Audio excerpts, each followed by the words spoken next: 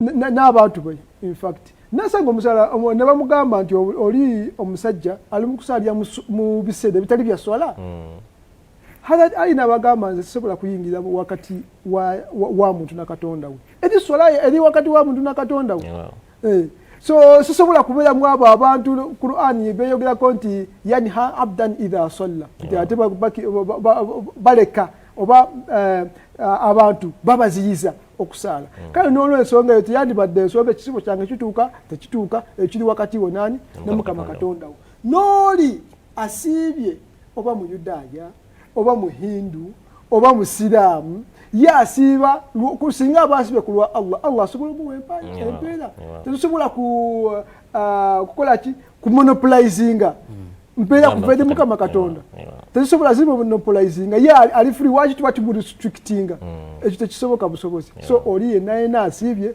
oba ali atya naye ffe tetubuuza kunyiriza kisibo kyo okusinzira ku mateeka ko Islam tukinyiriza tutya Allah wabako wola abakkiriza muno mu Qur'ani akowola ba Islam omanyi obusiramu is the first step then obukkiriza wobubera ku tunafuka mukkiriza nakusobola kubeera musiramu so oli wa declaring anti musiramu atandika amadaala olugendo okuba nti atambula okuvuga nti kyovola babamu ekisibo kibayisa bubi nnyo oyina alisaza mu mwazifunira so obusiramu yeddaala erisooka nti kakati oyingidde mu class naye oyina okutakaba n'okubeera nti ofuna grades ezo. Wow, jazakallah. Sasa tufuna kukibuuza ate ekyokubiri.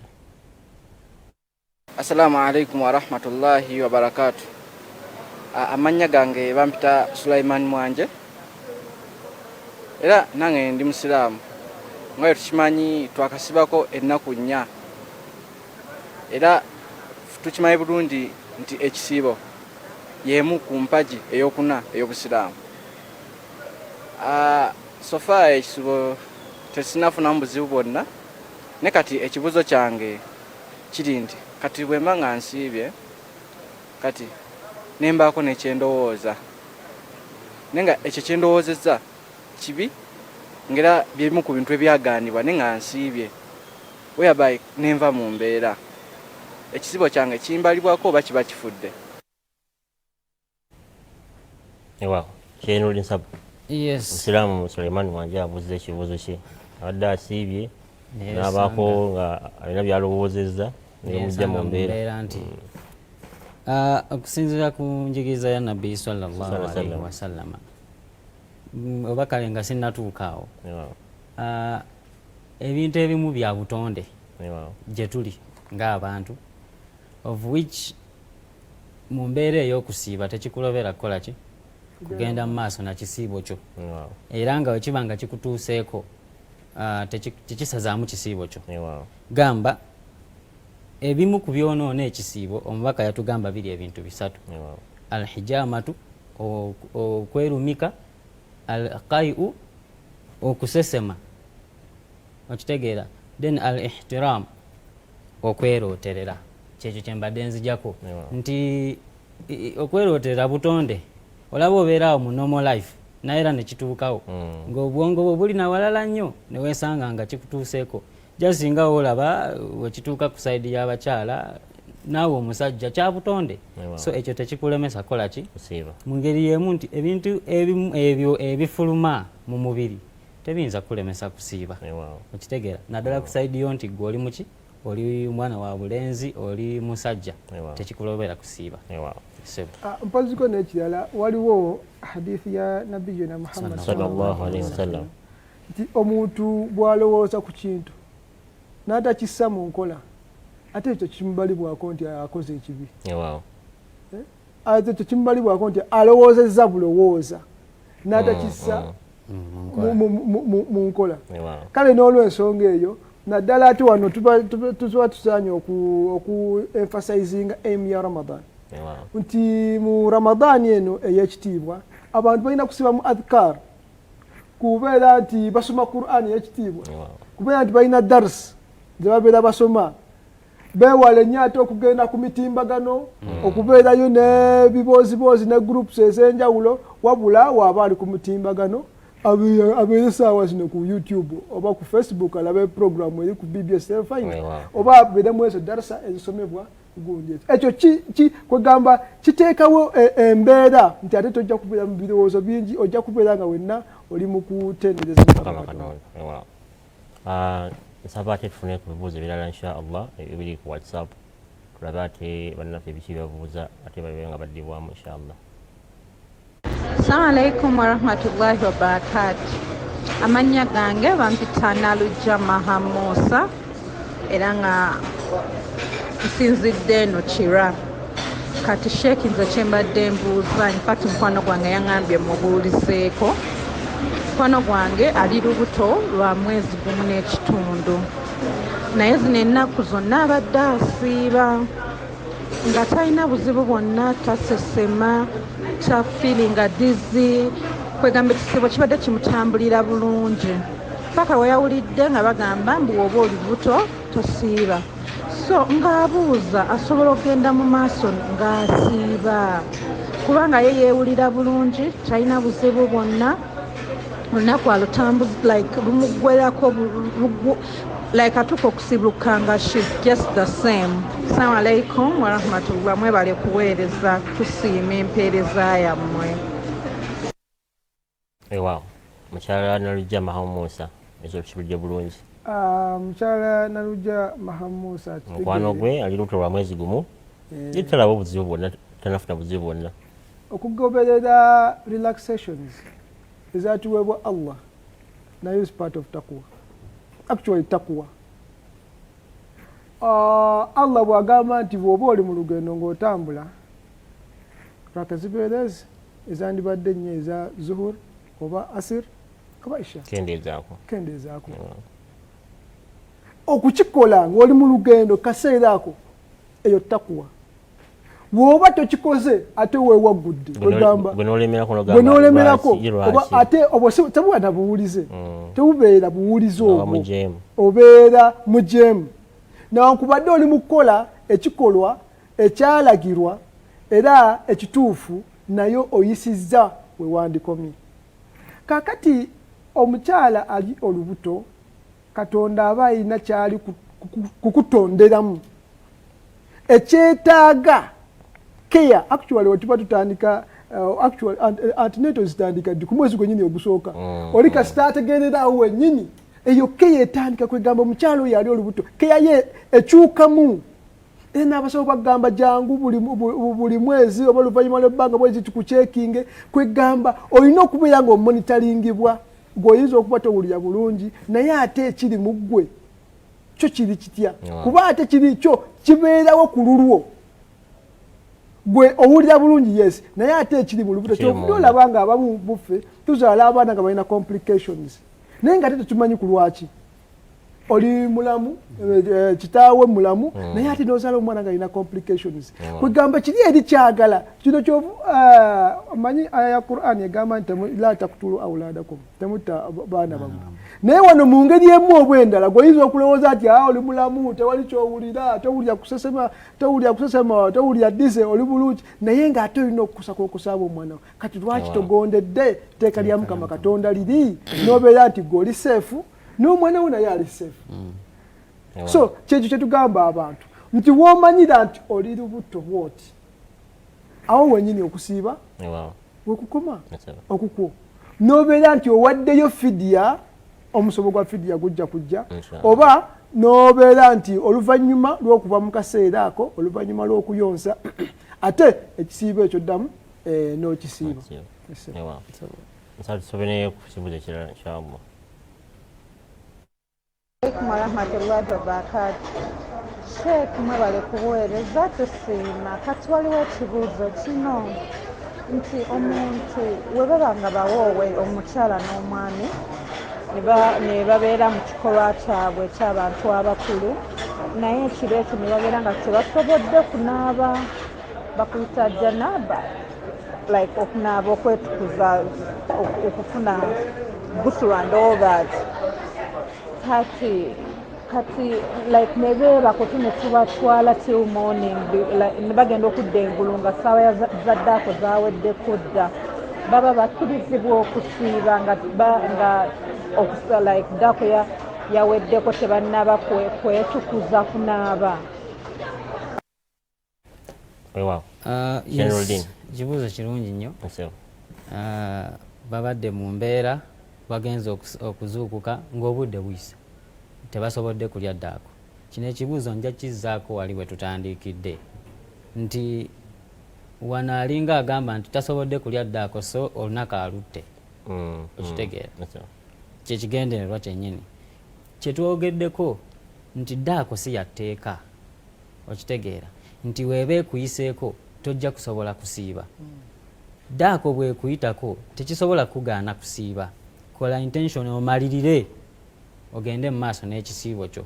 Naye in this case kiba kikwetaagisa okukola ki? Okutukula. Ddayo onaabe otukule osobole okukola ki? Okugenda mu maaso n'ekisiibo kyo. Olwo olunaku luba terufudde. Olina okusaala enswala z'olunaku n'ettaano. N'ekirala yatukola bulungi nti ekisibo kitandika na swala. Kakati fajiri tosobola gisa n'oba nga owebase nnyo fajiri ddaako ekuyiseeko adhaani eyitiddwa sawa ya fajiri etuuse awate awo oba olina okunaaba olyoka ogende mu fajiri nawakubadde shaka nga wagambye ddaako togiridde naye ekyo tekikugaana obeera nti ogenda mu maaso n'ekisibo kyo. Nsaa tufune ku kibuuzo ekirirako. Assalamu alaikum warahmatullah. Nze Sharifu Nsubuga Seeka kyembuuza, omukyalo wange waaba nga afumbidde ekyokulya kuba tituli bawoowe ne waaba afumbye ekyokulya futaali nze nensooka nsiibulukuka ne ku bye neefumbidde oba ne ku bye neegulidde mu ssente ezange era nendya ku bibyo ebyafumbye era ekisibo kyange kiba kifu. Weewaawo Musiraamu alina omukyala we naye si bawoowe. Ensonga ez'abakyala abatali bawoowe zo zikutta akati. Naye obusitaamu temuli bukodyo. Weewaawo nti oli si muwoowe naye bwe naalya emmere ye simanyi ekisibo kyange tekinaawo kakati kasooke ndyeyo ekirala ekyange kyenebire mu ssente ezange ajulirize n'eri etali ya mukyala muwoowe. Actually obwo obukodyo tebulimu mu busiraamu era tubwewale olwaki tubikola ebyo. Actually ani yagambye nti oyo mukyalawo nga tokoze nika? Kiki ekiraga? Toyina mukyala oli muzina seriously. Ekyo era kikiviireko ddala simanyi nina mukyala wange simanyi agizebwa si mukyala wo oli muzina oli mukola bwenzi akaseera konna konna komala oli mukola bwenzi era wanimbuza nti ni mukola bwenzi naye ate gwekola naye obwenzi bw'aba afumbidde emmere enjiri ekyo wandibuuziza si tugamba nti mukyala wange okuba si mukyala wo oyo ye si mukyala wo oli mukikula kisoboka na bulungi yinza okufunayo omuntu omulala ate gwagenda naye nakulekawo ogamba nti mukyala wo ate n'ogamba nti mukyala ffe waffe be tetubiramula kiki ekiraga nti mukyala wo nika yaliwo nika teyaliiwo oli katikati mukyala wo oli amaze omukola nika. N'ekirala nti omuntu yenna emmere teriiko buzibu. Qur'an yatuuka n'okugamba mu aya emu nti wa ta'amu ahli alkitabu hillun lakum, nti n'emmere y'abo abaana b'ebitabo nabo abantu b'ebitabo nabyo ebakkiriziddwa. So omuntu si mmere eno oba si ani agifumbye oli asobola okubeera nga tusiibulukira mu hoteri nga nagigize tomanyi oba musiraamu oba si musiraamu oba akoze atya wabula gosoma bisimila n'olya. So mmere eno si yeyina obuzibu. Obuzibu buddayo ku kiri nti omukyala gw'oyina wazina si muwoowe si na mukyala wo oli mukola kikola kirala nnyo kuva ku ekyo obusiraamu kyebulagira. Tufune ku kibuuzo ekirala inshaallah naye tugende ku bannaffe abali ku Facebook. Ndi Mubaraka nga mwana nseguka ya Kayunga Nazigo Town Council. Seeka assalamu alaykum. Bwemba nga nsiibye nsobola okunaabako emisana omubiri. Mwana nsibuka ya Kayunga abuuza bw'abanga asiibye asobola okunaabako omubiri. Simanyi oba bamugamba nti bw'onaaba ekisiibo oba okisse naye nga we tuba tugoberedde amateeka okunaaba tekitta kisiibo era in fact ebiseera ebisinga tugenda okunaaba nga twagala kuwulirako naddala mu biseera ebyo ebyemisana oweddemu oyagala kwezza obujja ofuna ku mazzi n'onaabako omubiri ne gusobola okukola ki okwezza obujja so okunaaba omubiri tekirobera muntu kugenda mu maaso na kisiibo oba mu ngeri emu tekitta kisiibo okkirizibwa okunaabako ssebo omukulu n'osobola okgenda mu maaso n'ekisiibo kyo n'ekirala omukulu wenaziga akimanyi nti al islaamu nadhifa obusiraamu buyonjo kakati ebintu byonna birina okufuula omuyonjo olina okubikola kusenya kunaaba kukola ki ebyo byonna omuntu abeera alina obukola era tebitta kisiibo. Ku Facebook tuniye mwami Scott Lorenzo, thank you for the show. My question is, if I am a born again and I want to learn Islamic language, is it bad or forbidden? Lulimi ate iyo lulimi lusiraamu lulimi lwa Luwarabu lulimi lulala kati lulimi ng'owandiyiza Oluchina ng'owandiyiza omuntu yenna asobola okuyiga nomuno mu Uganda mwena tulinayo abalokole nga balimanyi tulinayo ne institutions nga siza abasiraamu nenga Arabic mwese ekyo omuntu yenna asobola okubeera nti akiyiga. Nsaba tufune ekibuuzo kimu kuzo ya WhatsApp then tumala tugende ku masimu g'abakadde baffe. Assalamu alaikum warahmatullah. Basheki be bali kutuweereza. Bampita Juma Magambo ndi wano Mukono. Mbadde mbuuza in a situation yali nti omukyale waabwe teryadde musiraamu. Kaakati ekizibu lwatuuka ne tuboowa. Twafuna mikwano gyaffe nga tuli foot portrait yo nga tebo babeere eno. Naye nga nagendayo era nenkyalayo era nga bakimanyi nze mulina era nga maama ye yakkiriza omukyala n'amumpa.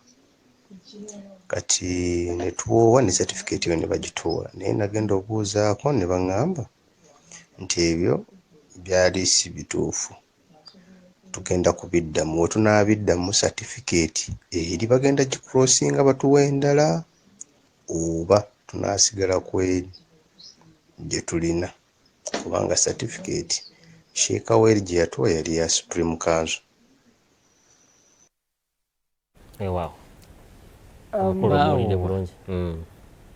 Allah atugamba mu Qur'an ey'ekitiibwa nti fankihuhunna biizni ahlihinna ng'ofollowinga akantu kali Nabbi sallallahu alaihi wasallam ke yatugamba nti a'linu nikah nti mulangirire nika.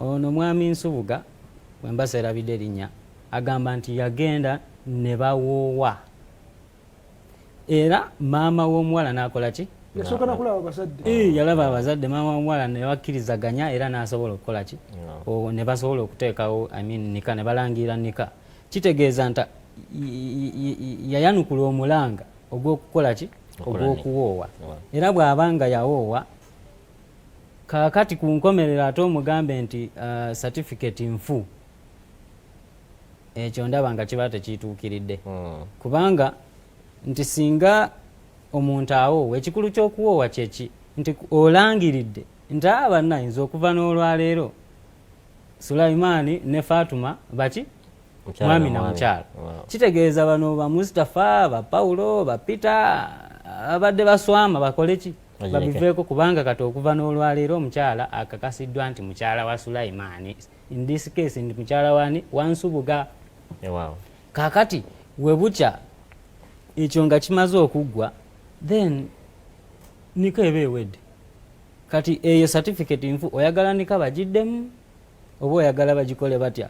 So in this case musajja muki mu akkirizibwa okubeera na mukyala we newabanga abadde mu ddiini ndala in fact kusinziira ku mateeka g'obusiraamu nti ne bw'ova mu ddiini endala naye nga mwawoowerayo gamba n'ova mu busiraamu bwennyini naye nga side gy'obaddeko side ya busalafu side ya batabuligi side ya basunni weesanga ng'okyuse in this case nti ofuuse mu Ahmadiyya ne mukyalawo mwenna ne mukyuka nikaya mmwe eyo gye mwakola ebeera ekkirizibwa ne bwobeera ng'oli mu kristaani Wow. n'averi nga famire eyingidde mu busiraamu nika yabwe teddibwamu ate kati gogamba otya nti lwakuba nika wagikola maybe na imamu mulala maybe na imamu wakiwaikirayo nika teriyo actually n'ebintu ebitta nika z'abantu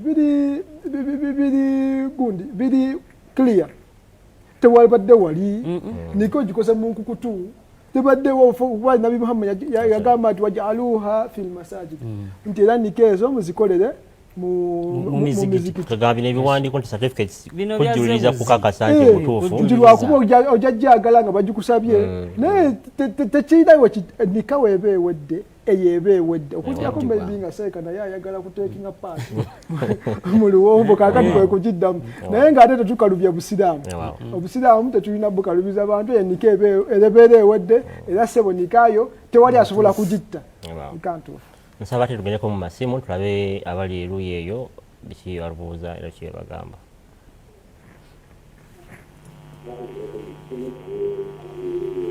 Hello. Waalaikum salaam wa rahmatullahi wa barakatuh. Sebo amannya go amanya go sebo amanya ne gyosinzidde sebo. Oh sorry tufiiriddwa. Nsaba okuyo omulungi abakubye essimu otulya ku mannya go gy'osinzidde n'okubuuza n'ekibuuzo kyo inshaallah.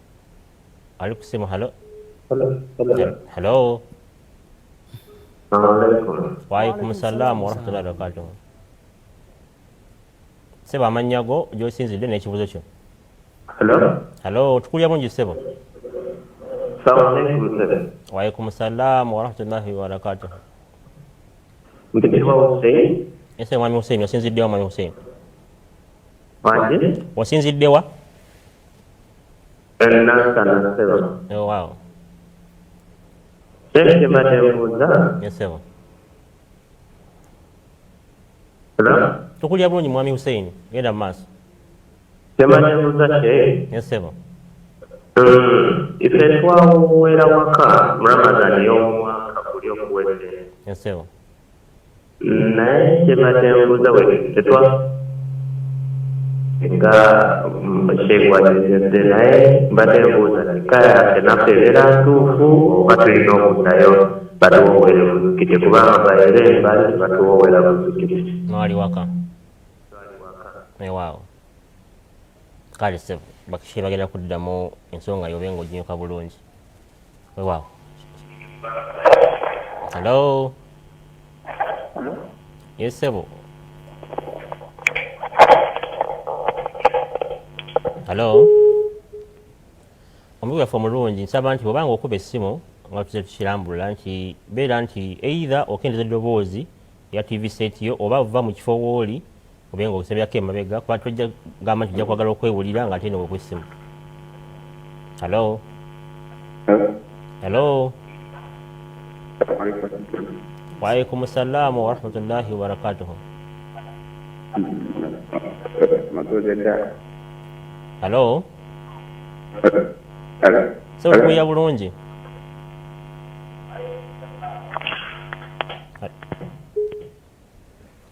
Ndowooza tusoke tugende ne mwami Hussein ekibuuzo kyabuuzizza.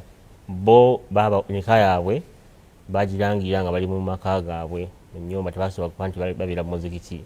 Ate yawulire musoso nga mugamba nti nika erangirwa mu muzikiti kati nika yaabwe eyo sitaasi yaayo eri etya? Bagiddemu oba kakati nika teddibwamu eri ensobi yakolebwa nti tewali muzikiti naye ng'ate obutabeera mu muzikiti ate nakyo tekiyita nika ya muntu nawakubadde nabiyuna Muhammad olw'ensonga ezitali zimu yakubiriza abantu nti nika zino zonna zibeere mu mizikiti kuba ekifo ekiri public eri abasiraamu emuzikiti mwetukoleranga ebintu byaffe ye yali ofisi ya nabiyuna Muhammad sallallahu alaihi wasallam ye yali kilasi ye yali buli kimu kale n'olw'ensonga eyo abantu baali basobola okukuŋŋaana era nakati basobola okukuŋŋaana mu muzikiti ne babeera nti bawitnessinga dduwa eyo nika naye ng'ekyo tekitta nika era musobola okugenda mu maaso teri gundi bwetaavu lwakubeera nti eyo nika eddibwamu naye bonna abo babeera bakimanyi kati tidduwa nika zikolebwa mu muzikiti oba olina okusalawo ati bamaseeka museeke yasoma dduwe nike aba alina okubuulira abantu aba alina okubuulira abantu ekintu ekituufu.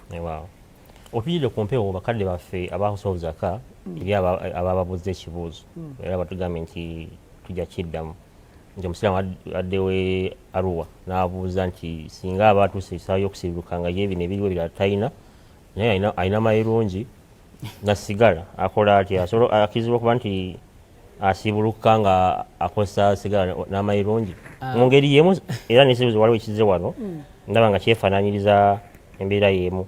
Nagamba nti assalamu alaikum warahmatullahi wabarakatuh, nze Hashim okuva Embarara. Ekibuuzo kyange bw'oba olya amayirungi nga otambula ekiro okugeza nga nvuga emmotoka naye nga ebisigadde buli kimu nkikola nsaala nsiiba nga sirina buzibu bwonna, ekyokulya amayirungi seeka kiri kitya mwebali kutusomesa? Nsaba Shenuddin Saba oyo omuddemu bombi obaddemu inshallah.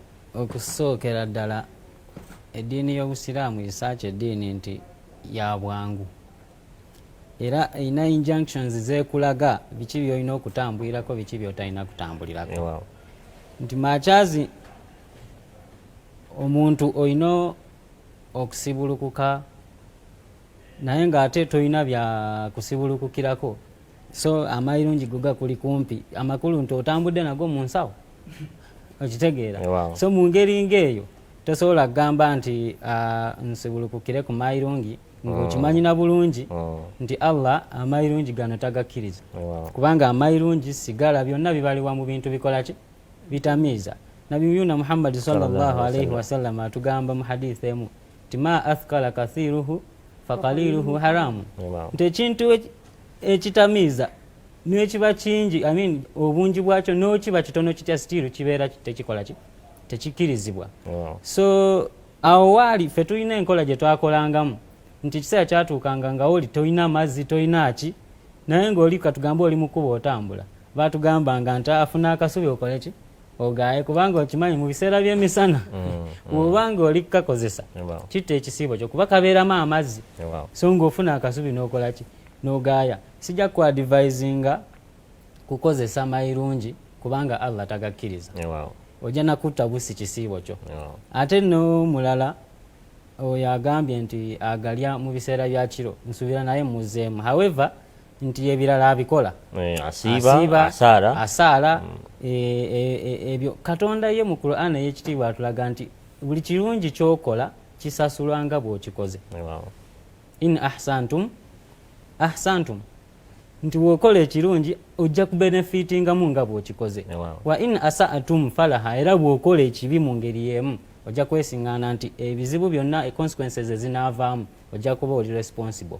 So okusaalako Allah empeera yo ajja gibala mu kusaala wali ne mu kusiiba era ajja gibala nga bw'aba ayagadde, naye gwe kyolina okukola kulaba nti ova ku ebyo byonna Allah by'aba akoleze ki aganye, noba ng'okiipinga amateeka ga Mukama Katonda ng'ogatwalira nga togatwalira mu ngalo.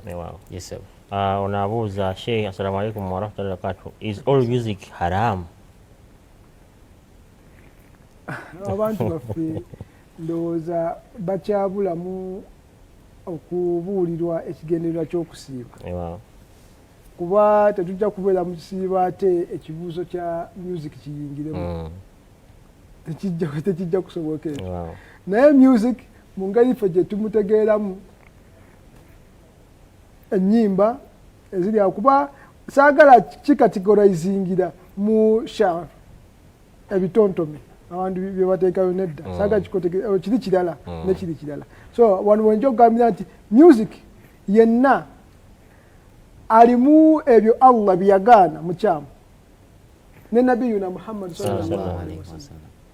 Kasito owulira oba n'olaba nti oluyimba lwonna lulimu ekikontana ne Mukama Katonda kyeyagamba kispreading obuseegu mu bantu, oluyimba olwo enyambala mbi kwegamba n'ebiyimbibwa byennyini si mu nkola ntuufu, ekyo kigaanibwa.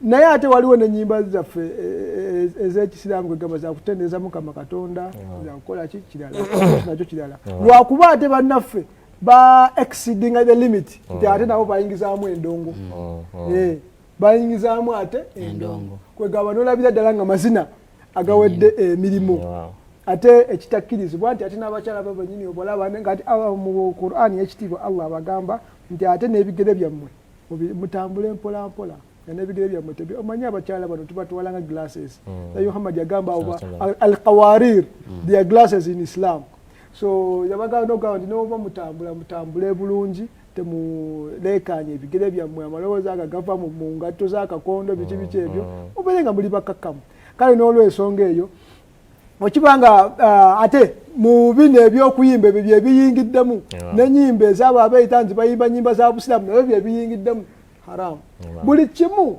ekiri nti kirimu okuba nti omenye etteeka lya Allah kiri haramu nga Sheikh watugambye wali ku mayirungi nti amayirungi ago oba gakutamiiza nga mangi dani n'akatono akagalimu nawo kali haramu so nezo nazo ennyimba zijja kugenderwamu. Mukulu Kalibala Nasif agamba bashimwe okuweereza kwendi masha Allah mwebale kutuweereza tukweyanziza nsaba ate tufuneyo ekibuuzo ekirala tulyoke tulabe bannaffe nga bwe baddibwamu. Assalamu alaikum warahmatullahi wabarakatuh. Seeka mukadde mbadde mbuuza nze nakalya sulaiti ow'ekabembe Mukono sebo nyine waka wano nyinawo omwana wamwanyinaze naye asiiba naye amannya akyalina gali agatali ga busiraamu naye sibuseeka ekintu ekyo kiteekebwa kitya kiramulwa kitya omwana otakkirizibwa kusiiba obanga amaze okukyusa amannya inshallah. Assalamu alaikum warahmatullahi wabarakatuh. Nsigadde nakalya sulaiti ow'ekabembe Mukono. Mwami Sulaiti Mukono alina akaana ewaka kasiiba naye amannya gakyali eri wano nze nkifuna mu ngeri bbiri eitha omwana oyo mu kusiiba kwe oba mu kubeerawo kwe waka si musiraamu naye nga yali agadde okusiiba ovuiki akola ki asiiba oba nga yakyuka naye nga ekiseera kino abadde tannabaweebwa amannya ago ga kisiraamu ovuiki seeka akyogeddeko wali wetutandiikidde nti okusiiba kwo oba nga tali musiraamu okusiiba kwe Allah akukkiriza mu diini y'obusiraamu kati webanga kigwamu eyo kategore kyekiri seeka kyakoze ki kyazzeemu nti okusiiba kwe ye Allah okusinziira ku nniya ye innamal a'maalu binniyati Allah ye gyagoberera nti wabanga toli musiraamu n'osalawo osiibe okulwa nniyayo Allah ajja kulamula mu ngeri ye n'oyo omusiraamu wabanga musiraamu nga tonnamukyusa bukyusa amannya ekyo tekijja kumulobera kusiiba oba tekijja mutira kisiibo kye gwe jasi olina buvunaanyizibwa kukola ki kumukyusa amannya ago gwe gwowulira nti toli mumativu ogazze mu gw'obusiraamu then ekintu kitambule. There is no harm in that. Ate n'erinnya lyennyini terimatalinga ku imaani y'omuntu tusanga abasajja okuggyako amannya ago nabiyuna Muhammad sallallahu alaihi wasallam naye ge yalaba nti galina okukyusibwa. For example mutabani wa Abu Jahal Ikrima yayingira obusiraamu n'asigalirayo naye ate erinnya lye lyakyuka naye liri nti mutabani wa Abu Jahal Nabi Muhammad sallallahu alaihi wasallam yakyusa kuba Abu Jahal yali alina reputation embi mu busiraamu kakati yali ashula namuyita Abdullah nti temumuyita bin Abu Jahal kuba ate oyo alina gundi enkya mumuyite bwe muti kuba katikati akyuse nayingira obusiraamu. So ate jjukira n'ennaku lwe tulina endagamuntu kakati oli bw'anayingira nga ye Peter linnya lye lituuka oba tomuziza mu layini yandagamuntu ate alina okusaba affidavit biki ebisobola okukolebwa naye ate ebyo bisobola byonna byonna balina okubeerawo nti oli alina erinnya bwe liti naye nga iman eri muno obusiraamu bw'omuntu tebuli kulinnya tibalabayo abalina amannya ago naye ng'ate ebikolwa byabwe biri opposite ku by'obusiraamu. Nja kusaba tufune ekibuzo ekisembayo ku WhatsApp ate tubeere nga tumaliza programu y'olunaku olwaleero. Assalamu alaikum. Omuntu bw'abanga si musiraamu naye nga ayagala okuwoowebwa n'omusiraamu kiba kitya seeka. Assalamu alaikum. barakatuh. Oli si musiraamu naye nga ayagala kuwoowebwa n'omusiraamu. Kino kibadde nga kiddibwa mu programs ez'emabega nti actually obusiraamu buprefaringa eba nennekya y'omuntu eprefaringa nti omuntu gwe muba mugenda okuyingira naye mu gundi eno ey'obufumbo mulina okubeera nga mwenkanankana. Omwenkanonkano kuno tegutegeeza mu bya ssente byokka wamwebeere nga mulina naye ate eddiini lye lisingira ddala kuba eddiini is a code of life. Omuntu gy'atambuliramu code of life mu bingi ebitugatta n'abakristaayo code of life yaabwe endala ne code of life eyaffe abaisiraamu nayo ndala. Kaakati n'abayudaaya nabo balina eyaabwe endala n'abahindu balina eyaabwe endala n'omusamize naye alina code of life ye endala. Kaakati wano ogenda kuleeta nabe mu maka nga code of life sizino tezikwatagana. Gwe omusiraamu muli eri omanyi nti olina kwambala bintu biwanvu olina kwesiba akakaaya eyo code of life yo. Naye ate oli avudde mu ddiini ndala amanyi n'omwenga alina okulozaako sinakulowozaako wabula gunywera ddala okusiiba tasiiba kwegamba ye ali free. Kaakati code of life kyegenda okubeera mu maka kugamba oli alese omwenge wajja kuba okusika omuguwa wajja kubeerawo okusika omuguwa. Abaana mubasomesezza ki? Si bwe tugamba nti Uganda yaleero bannaaye abaana boonoonese. Mwaba boonoonye tewali gavumenti ezewakaawo ye mwaba boonoonye. Kwegamba abaana tebalina we bagenda. Seeka ali ku TV naye ate eriyo ne pasita eriyo n'omuziki samweya ng'oli wabuuziza ekibuuzo. Kakati ye omwana naye abazadde mwemwe abamulaga ekyokukola nti mubadde ewaka kikye mulaba ku TV n'omwana naye kyagenda okugoberera kubanga abaana bakurating bakufitira. Naye abazadde ne bamukyusa ne bamufuula omuyudaaya ne bamufuula omuki. Kakati ye gwe omwana ogenda mufuula muki nga maama musiraamu ate taata si musiraamu. Kakati omwana agenda kubeera ki? Oli ayinza okugamba abaana badda sayizi ya taata ate maama asinga okubeera nabo tagenda batwalako mu kyaki wanaaba alina ennyama yaabwe gye beeriira tagenda giyingizaamuuko awo sometimes. So kyekyo kye tugamba nti tubeere nga ffenna tuli twenkanankana naddala mu ddiini ffenna tuliira ddiini yemu obona obufumo bujja tambula bulungi. Abakadde bange beyanziza nja kusaba mu second olwakadde tugenda kuba nga tukuba wano ate tube nga tulinda bannaffe programu eddako inshallah mulabe waffe omulungi. Tukwebaza olwokuba nti obadde mulabe mulungi kuba gye twatandikidde mpaka watuze. Programu ejja ku ssaawa emu kitundu 2:25 mpaka ssaawa 2 buli Sande manya obusiraamu nayo gyeri era tusaba nti musigale nga mwekunja kumpewoza bistelefina bashehi bajja. Tuze tubabuulira nti eriyo omukutu wakiyita ekibanja kyoyinza okweyambisa okubeera nti ogenda n'osanga ebitabo bino bingi www.islamictreasury.org.ug. Ekitabo kino nga bwe nabategeeza nti kiri okusiba omwezi gwa Ramadhan nakyo gyekiri ebitabo bingi bina gyebiri nawe kityo obeera nga ogenda ku mukutu ogwo ojja kuba nti ekitabo kino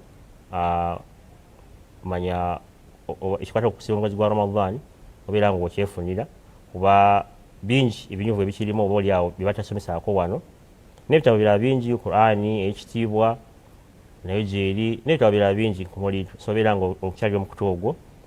Platform zaffe endala nga bwe twabategeezezza True Islam Uganda ku Facebook, True Islam Uganda ne ku YouTube.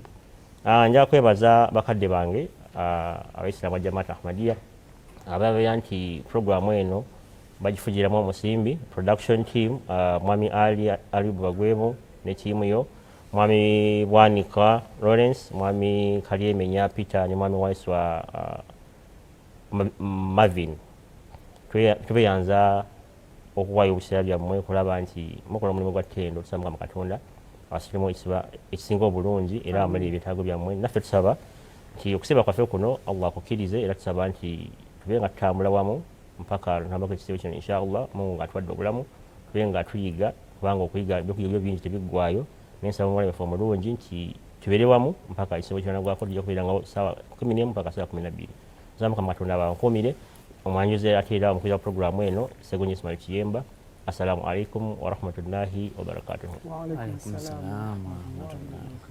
يا أيها الذين آمنوا كتب عليكم الصيام كما كتب على الذين من قبلكم لعلكم تتقون.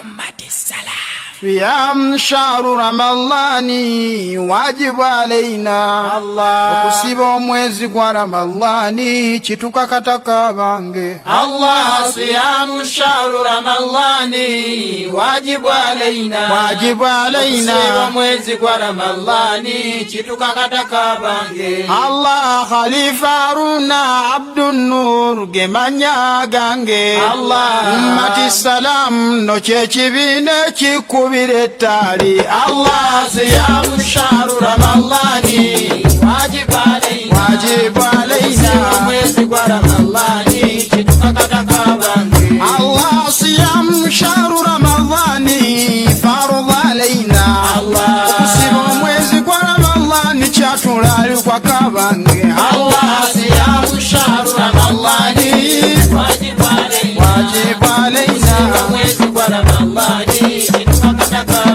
Allah ta'ala rasuli تصح في رمضان الله tagambo mubako yuwakatonda msibe mufuno bulamu Allah صيام شهر رمضان واجب علينا mwezi wa Ramadhani kitukakataka bange Allah we mulabo mwezi ogwonga kutuseho kwa Ramadhani Allah teketeke mwenjanja behezo haluseza mwe Allah صيام شهر رمضان فرض علينا mwezi wa Ramadhani kitukakataka bange Allah sum wasallu waslimu fi Ramadhani usibe msale mulongose mu Ramadhani Allah صيام شهر رمضان واجب علينا mwezi wa Ramadhani kitukakataka bange Allah شهر رمضان في ليلة القدر mwezi wa Ramadhani abange mwe muli ekire kyokugera Allah صيام شهر رمضان واجب علينا mwezi wa Ramadhani kitukakataka bange Allah mwosibye olunaku lwaffe ate wange gwe eryewulirye akatunda kanywe bw'obanga obifunye Allah صيام شهر رمضان واجب علينا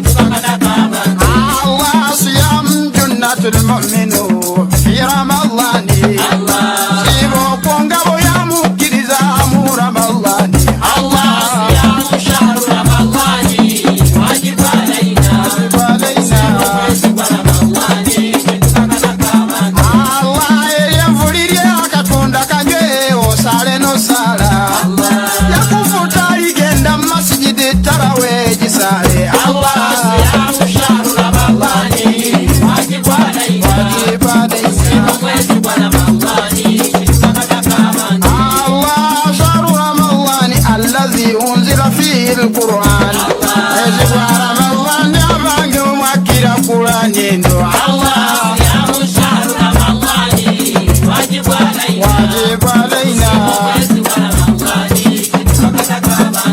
الله كان الله الصيام لي وأنا أجز عليه agamba katonda ekisibo kyange n'empeera yakyeyo wajibu alaina Allah olunaku lwaffe luno olwanjawulo olwayidi lwengamba tugende tusale tusaddaake n'effitiri tugitoole wajibu alaina